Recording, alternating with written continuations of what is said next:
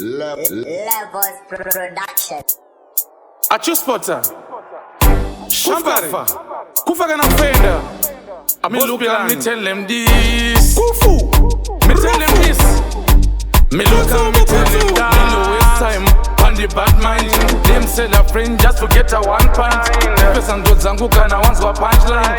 Them no wanna see we on the front line. Makana kamwari. Oh my. Sakanda na mata usiku wese all night. Ichiti kana chida faiti. Ngaba uye kuleft ne kuraiti. Vanenge vachinji zama zama. Asimungwe musi vachaita Munyama. Nekuti amsati mandi ona ndichitambidza maifama bama. Maifama manyama.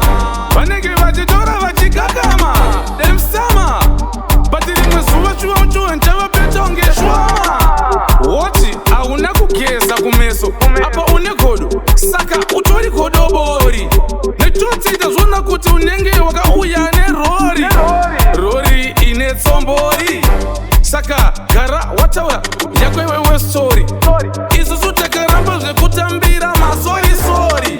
Munhu wese anerake kategori. Iwewe champidikori. Unotambana na Gregori. Apa wakameta mpostori. Vanenge vachinji zama zama. Asi mumwe musi vachaita Munyama. Nekuti amsati mandiona ndichitambidza maifama bama. Maifama manyama. Vanenge vachitora vachikakama. Dem sama. Batirimwe zuva chuwa chuwa nchava petonge shwama. Kana vane nharo ngavasike budzi. Nekuti vari kunzwa zviri kunzi. Kana uchiona kunge isusu pamangoma hatina kutsika midzi. Isusu hatinzwe sisi tonzwa redhiyo takadzika mizi. Garo tiziziva kuti mangoma tiri varidzi. Ndisu varidzi vemarekodzi. Zvinhu hazvititorere masekonzi.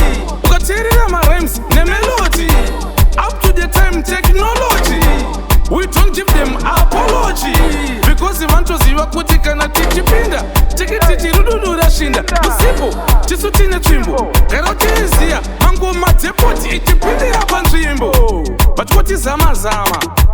Vachitaura vachikakama. Vachoda kunovheta kurarama. Apa tinopisa unge zama. Ndopiwa sama. Baba Sacha ndiri shasha. Ndobvananzi sama. Apo ndipo kunobuditsa bhama. Ndichoti kana musati marinzwa. Makarasikirwa nereke mevehama. Maichongofanira kungogara mango pfugama.